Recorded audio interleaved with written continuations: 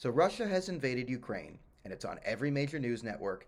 And I'm going to dedicate this video to the people who are watching. You might not be foreign policy buffs or care too much, but you just know you're being gaslit, lied to, and there's misinformation coming on. And I'm here to tell you, as someone who is on the side of the Ukrainian people, that yes, you're being lied to and gaslit by the media that's trying to make you into Ukrainian activists. But here's the game, okay?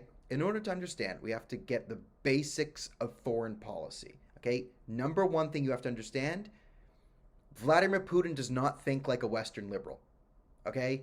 Iran, China, Russia, they're all different countries, and they don't think like us. They don't have the same decision-making matrix as us. And in themselves, they're all different, okay? That's number one. Number two, strength is strength and weakness is weakness when dealing with dictators. This isn't the Netherlands. We can't have a sit-down powwow and talk about our feelings with Vladimir Putin and convince him. He respects strength, and he doesn't respect weakness, okay? So, the 4 years of Donald Trump's foreign policy are an oasis. It was the best foreign policy of the 21st century. Yes, it was a bit unorthodox at the time, and yes, it might have seemed a bit over the top or a bit, buffoonish to a lot of it, but it worked. And in order to understand what's going on in Ukraine right now, you have to understand why what Trump did worked. Okay.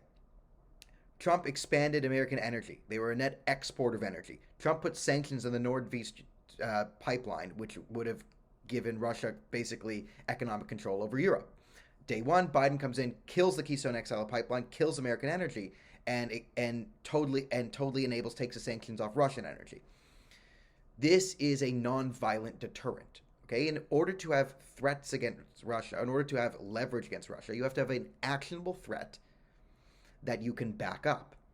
I.e., hey, Russia, if you invade Ukraine, we're going to sanction your oil and destroy your economy because we have enough domestic oil production to meet the global demand market with our allies now in Saudi Arabia and the Middle East and blah, blah, blah, blah. We can overcome Russia being, taken out of the market for a short period of time. Your economy will collapse and then we will stop you. This is a deterrent that Vladimir Putin respected because Donald Trump put it on the table, right? Joe Biden took it off the table. So the major nonviolent deterrent was actually taken off the table. And not only that, but Biden enabled Russia to have that deterrent that Trump had over Russia. Russia now has that deterrent over the Western world. That's bad. Now, we could also say Donald Trump was not an interventionalist, didn't go nation building, but he's the only American president who ordered lethal attacks on Russian troops, and that was in Syria. So this whole Donald Trump was soft on Russia thing, this was a lie. Okay, so you were gaslit by the media by the Russia hoax, Russia hoax, Russia hoax. And the Russia hoax was a hoax. It was a lie portrayed by CNN, MSNBC, the CBC, all the major news media perpetrated the Russia hoax. The hoax was that Donald Trump was a puppet of Vladimir Putin. This was a lie and a hoax. It was built on scant evidence. The dossiers, the Steele dossiers. This isn't the time to get into all the nitty-gritty of that. If you could feel free to do it in the comments section. I'm not going to stop you. Good information. You could do that, right? And then it was pushed despite exculpatory evidence coming forward consistently. Now, here's something I'm going to say that not a lot of people will say. What if I told you the media is propaganda? You're already with me on that. What if I told you CNN has been doing Russian propaganda for years? So this is what you're sensing, because you're sensing there's some propaganda stream going on right now. And I see a lot of people on the right saying, oh, so CNN wants to tell me Putin's the bad guy, so I'm just supposed to believe Putin's the bad guy. Let's go back to number one. Russia is not America. Okay? The Russian political system doesn't work the same way Western political systems worked, right? In the West, we want to vote for the good guy. We want to have the good guy lead us. That's why Trump's the good guy. No, Biden's the good guy. No, Hillary's the good guy. In Russia, political power stems from the perception of power. So when CNN did Russian propaganda for 5 years, saying Russia controls America, Russia controls America, Putin is the puppet master, Putin is the puppet master. Even though it was saying Putin is an evil puppet master, right? So the CNN line and the CBC line is Putin is an evil puppet master. Okay? In Russia, the phrase evil or good doesn't matter. They see Putin puppet master. Putin is strong. This helped Putin gain domestic support, right? So even while he was poisoning journalists and killing political dissidents, right? Good and evil didn't really matter so much. It was, we want a strong leader to, project strength, because that's how Russian politics work. Russian politics don't work like American politics. Iranian politics don't work like American politics. Trump, whether he understood this or not, he acted on it. Trump had a very sound game theory when it came to foreign policy. I've talked about it a lot. It's when I talk about the tit for tat strategy, which is the most effective game theory, multiple set game theory strategy in the world, which is you open with cooperation, you punish every time someone goes against you, you punish it immediately. And every time someone cooperates with you, you reward it. That's what Trump did. So that's one of the reasons he kept Russia in line. Because he came in like, okay, cooperation. So Vladimir Putin is forced to cooperate. When he would sort of push or encroach, sanction Nord V2 blow up his soldiers. Okay, so Putin understood whenever he encroached, he had to go back to cooperating. The media then spun this as, oh, Donald Trump is a puppet master of Putin. He's in Putin's pocket, blah, blah, blah, blah, blah, blah. That was fake news. That was a lie, right? Because every time Putin did something against American interests, their soldiers in Syria were blown up. Their pipelines got sanctioned. Every time Vladimir Putin tried to push and see how far he could go, he got zapped. Every single time. That's good foreign policy. It forced Vladimir Putin into a more compliant and cooperative role with Donald Trump. The media then spun this as Trump is Putin's puppet, which was a lie. So you're seeing a lot of that. So when the media tries to say Vladimir Putin bad guy, right, try and think of it from the Russian perspective and the American perspective. So listen, I get it. I don't like the Trudeau government. I don't like the Biden government. The Trudeau government just declared martial law. I saw what they did in the streets of Ottawa. I'm not saying Trudeau is the good guy.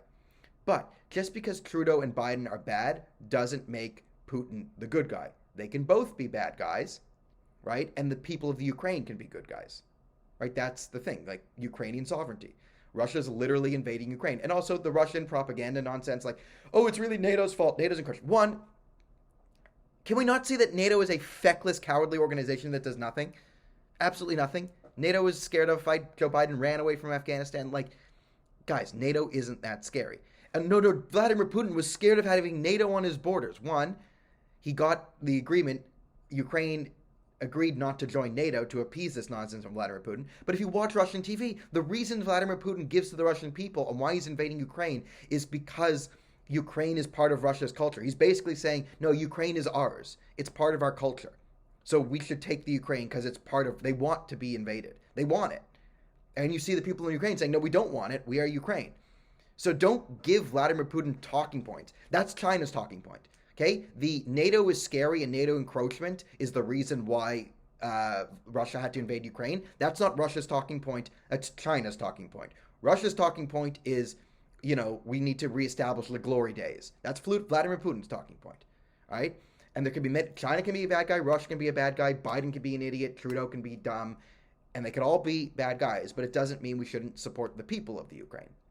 All right? So when you see a disinformation campaign trying to get, more support for Ukraine, yeah, there's different disinformation. And yes, the media is staging some shots of Ukraine to get more reach because they're idiots. But there actually is an invasion of Ukraine. You can see independent journalists. You can see Russian rockets flying into Ukraine. The peace talks today are so clearly an excuse for Russia to build up arms. They're not going to work today. Right? So I just want to let you know that you're not crazy. The media is trying to manipulate the situation, but what they're trying to do is they're trying to manipulate the situation to frame the Democratic failed foreign policy as good and try and shift focus away from good foreign policy put in by Trump to protect their own ideological narratives. Now, I don't think CNN is paid by the Kremlin. I don't think the Kremlin needs to pay CNN. If you're watching my videos for years, there were points where I said, if I was Vladimir Putin and I was watching CNN, I would just say, if I had bought CNN, I wouldn't change a thing. It was the perfect Kremlin propaganda site or network. So it's not like Vladimir Putin even has to pay. Like Sputnik and RT, that's Russian propaganda. CNN is like voluntary Russian propaganda. And when you see the propaganda, just try and understand how they do Russian propaganda in the sense that they promote Putin's power as his major power player and how that enabled him. So the game that the media is trying to play and using Ukraine for is trying to, again, push this false narrative that Biden and Clinton and Obama had solid foreign policy. They didn't. They capitulated to Ukraine. And you're seeing this because prior to the Trump presidency, prior to 2014 and all this, again, remember 2012, the debates with Romney? They tried to present pro-Russian foreign policy as smart and progressive. Barack Obama is caught on a hot mic telling Dmitry Medvedev, Russian vice president at the time, that this is my last election. After this, I'll have more flexibility and all that. He basically promises leniency on Russian aggression. Medvedev says, I will transmit this to Vladimir. And then they invaded Ukraine in 2014, right after the Olympics. Okay? So they did this again. When Biden came in and opened the doors and killed American energy, we're going to use green energy production to combat Russia. Green energy is funded by fossil fuels. Green energy, solar panel, wind, all this BS, it's totally run by fossil fuels. So this is just more Russian empowerment.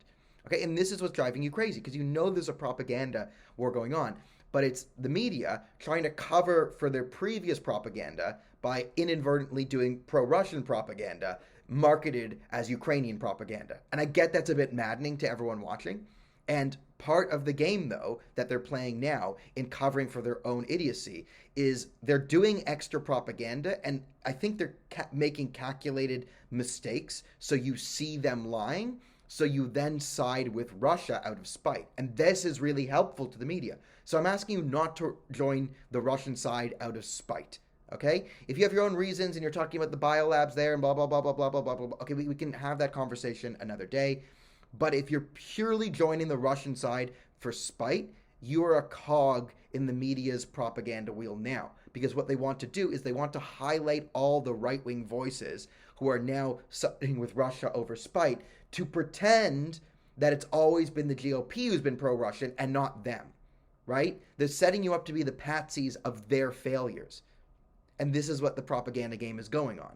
So yes, you're being gaslit. Yes, you're being lied to. And yes, being told that Vladimir Putin is a bad guy.